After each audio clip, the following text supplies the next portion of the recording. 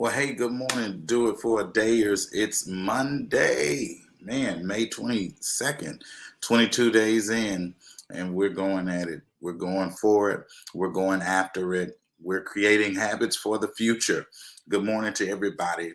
I'm Todrick Miller, and I've committed to over the next 30 days helping as many people as I can, myself first, to tap into our full potential to unlock our next. And man, listen, I got two things to get into today. I'm field tripping with my son, so I had to kind of try to alter some things a little bit, and it just kind of fits right in with the train of thought for today, which is switch it up. Sometimes routine is our best friend, and then routine that's become too routine becomes potentially an enemy, right? I know it doesn't make sense yet, but just stick around for the conversation, and perhaps maybe it'll make sense before the end of this. I think I want to talk about two things today. I want to talk about risk first, and then I want to talk about routine as well. It's risky, man. Anytime that you are attempting, anytime that you are training yourself to become a higher leveled version of yourself, man, it's always risky. It's risky because sometimes you question yourself, sometimes you doubt yourself, sometimes you're confused with yourself, and then sometimes you have other voices that are not helping the matter any better, because sometimes people, they mean well sometimes, but they just don't mean well, right? uh, Sometimes people love you, but they just don't really quite understand you at this particular moment of your life. And so it's risky because it will potentially cause you to lose. And the first risk is losing you. And for some, that seems and sounds far-fetched, but if you're really after making or breaking, starting or stopping, and forming habits for the future, then it requires us to know that sometimes there's parts of us that we need to lose. And those parts of us, that lower level thinking part of us, that negative part of us, that unproductive part of us, right? That lazy part of us, right? That self-entitled part of us, those parts of us that are literally keeping us in and holding patterns from our future selves. It's okay to lose that part of you. It's okay to lose the part of you that's always doubting you, always questioning you, second guessing you. Like, yes, it's okay to lose that part of you. And the reward is always going to be worth the risk when it's calculated enough to the point that I'm doing what I need to do to become the best or better version of myself. And so, man, when we habit formation, it literally requires that we look at ourselves and we see beyond where we are now, and we see a vision of the foreseeable future. That if you don't know where you want to go, you tend to stay where you are. And so I know I'm talking to people who have a vision of greater. I know I'm talking to people who have a concept that is greater than the context of where you are now and who you are now. And so we're not just after change, we're literally after becoming someone. And so it's risky because you're deconstructing, right? It's risky because you're tearing down. It's risky because you are undoing. It's risky because you're reprogramming. It's risky because you're attempting to do something that the average person is too lazy to even set out to attempt. There are so many people who claim to be unhappy with themselves, but yet they're unwilling to take the risk to undo their present self, to become their future self, right? And so you make the lesser you shut up, so the greater you can stand up. And you do it at the risk of this me versus me. It's where it's, I think that was Jamal Bryant who wrote the book, World War Me, right? This man, this war, the greatest battle that we'll ever fight won't be with people. The greatest battle that we'll ever fight will be with ourselves. It'll be with ourselves to stop talking ourselves out of what God has already talked us into, to stop listening to people who will tell you not to do something, not because you can't do it, but just because they don't want to see you be the one to do it. And then you got to have the wisdom enough to know who to listen to and who not to listen to, who's wise counsel and who's wicked counsel. It's risky, man. It's risky. And so I want to tell you this, that the reward will be greater than the risk. And so you've got to take the risk. If we don't take the risk, then we become like the story of these a company that received that went into a meeting, rather not received, but they went into a meeting with two gentlemen. The meeting actually happened right here in Dallas, at Renaissance Tower. Two gentlemen go into a meeting with a major company and corporation, and they pitch their business model, their new business model to a to an established business model. And the two guys were responsible for the startup of a company by the name of Netflix. Netflix was only 2 years old at the time of this meeting with Blockbuster. And Netflix wanted to pitch to Blockbuster, hey, we have a concept that we believe could add to what you have already proven works. You've already proven an in-store model. Well, we have a model that is digital and online, and we would like to sell our company to you for an online arm to your already working business model.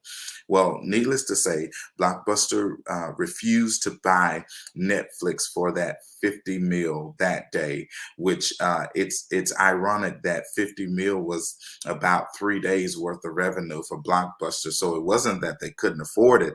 It was just that at that time they didn't want to take the risk, and they didn't take the risk because they didn't see the reward. And when you start talking about risk, fast forward now, that was in the year 2000. Now we're in 2023, and Blockbuster is no more and Netflix still is, right?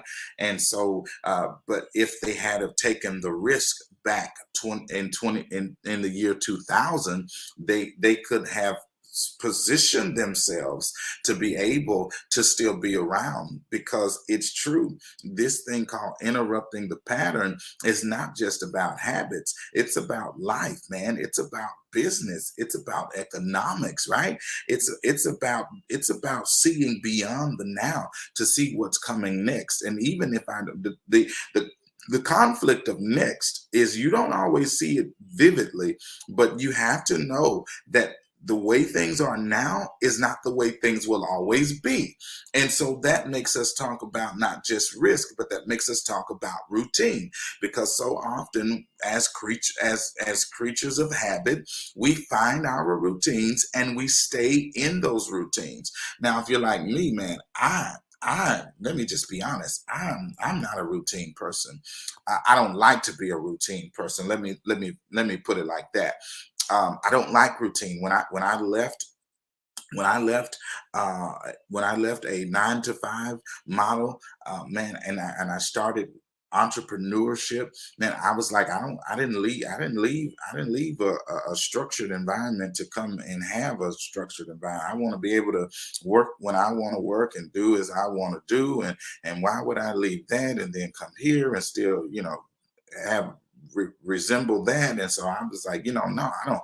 But it wasn't just about the work, it was just about me, period. And I believe, I was born in 1984. I am considered a millennial, and there are many people in my generation who have the same struggle. We struggle with routine, and it's not such a bad thing. It's only a bad thing when we become inconsistent. It's only a bad thing when we don't produce, right? And hey, I'm not perfect, and so there are some times that I don't make deadlines. I'm not perfect, and so there are some times that I'm just not coming through, and it's okay. It's okay. I don't measure myself based off of my past missed marks, and so I just keep going, right?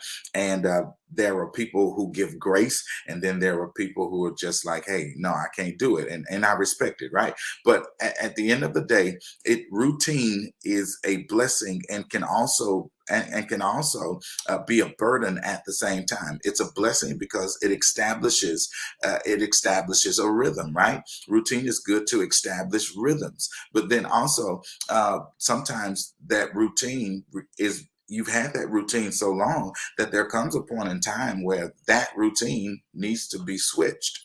And that's the point of talking about switching it up, because if the routine, hey, routine is good, right? Setting the routine is good. A routine is in fact a form of a habit, but sometimes when we're talking about interrupting the pattern, it means we got to switch it up.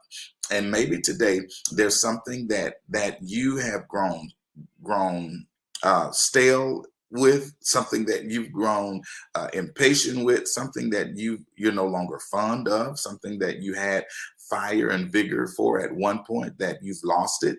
And perhaps the play could be to switch it up, not to throw it away, but just to switch it up, because sometimes it's a matter of routine that becomes the enemy to the reward. Because if we just keep doing it the way we've always done it, no one who's exercising can continue the same routine for too long, because eventually what happens is your muscles and your body get accustomed. If you keep doing the same reps the exact same way, the same number of times every day, that becomes a routine. And for a moment and for a season it works, but eventually the body becomes accustomed to it, and it becomes immune to that. And so you're no longer it no longer responds to that same routine. And so what has to happen is you've got to switch it up. You got to psych your muscles out. What happens? You got to psych your mind out. What happens is you got to switch it up. And so that what I'm telling us today is perhaps maybe the remedy is to try something different. Einstein is accredited with saying we seldom solve the problems with the same level of consciousness that we created it in. So the same mindset you had when you created the problem is not the same mindset that you're going to need in order to solve the problem. So it's going to have to require us to think different. And when we think different, we try different. When we think different, we try different. Because here's the thing, we cannot attempt to solve today's problems with yesterday's solutions. We cannot attempt to solve today's problems with yesterday's solutions, because there's always a problem. Yes, then tension. There's always a problem. There's always a tension. There's always a problem to solve and a tension to manage. You don't manage problems, you solve problems. And perhaps many of us sometimes, in the sake of routine, we start managing problems instead of attempting to solve the problem. Routine sometimes will have you managing a thing that really needs to be solved. Routine will have you pacifying a thing that you really just need to put in its place. And so when we start talking, we got to think different, and when we think different, we position ourselves to try different. There's a story about this man who goes to a doctor, and he's like, man, I'm retired, and I eat too much, I drink too much, I smoke too much, I'm fat, I'm just miserable. Can you help me? And the doctor says, okay, well, where do you buy your alcohol? He's like, it's a store right around the corner. He's like, okay, well, where do you get your cigarettes? He's like, it's to the store around the corner. He's like, where do you eat most of the time? He's like, it's just some, a nice restaurant not far from my house. He says, okay, well, I can identify your first problem. Your first problem is convenience. And there are so many of us that have subconsciously convenienced our habits. Our habits have become habits because as a byproduct of convenience. And so he says, I tell you what, stop going to the places that are closest to you and start venturing out further from you. And matter of fact, don't even drive, walk. If it's a mile or two away, walk it. And then he says, hey, and I'm gonna tell you something. If you want to, you got to interrupt your patterns and you got to get out of the routine, because the routine is what's got you in a rut in the first place. And you got to think different. And then once you start thinking different, and I know the proper terminology could be thinking differently, as some would say, but listen, think different, try different, right? Think different, try different, because we think one of two ways. We think incrementally or we think exponentially. Incrementally says, I'm just trying to figure out right now. Exponentially says, I can't just be focused on now. I've got to also figure in the next factor. Incrementally says, I'm just trying to appease right now. Exponentially says, delayed gratification sometimes is the best gratification, because I'm choosing what I want most over what I want now. All right. Hey, so listen, today's transformational truth is we got to think different so that we can try different, and we've got to break the routine, switch it up, and take the risk. Take the risk, because the reward is always going to be greater than the risk. And whatever it is, man, try it. Do it for a day. Do it again, because if you show me your habits, I can show you your future. And you are on the road. Maybe this is the month to becoming the best version of you that you've ever been. That'll change the rest of this month. That will maybe even change the rest of the year, and possibly the rest of your life. Man, it's 22 days. And I think it's important that I point out that it is said that sometimes habits are formed within 21 days, man. And I said that to say this. Imagine where you could be now and what you could have accomplished by now if you would have started 21 days ago. Imagine what habits you could have right now. Imagine what you could have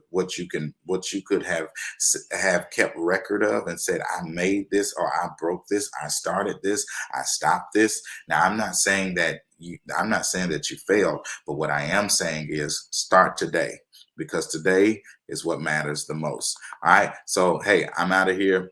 And hey, I'll see y'all tomorrow. Until then, hey, do it for a day. Take the risk, break the routine, and let's go for the reward.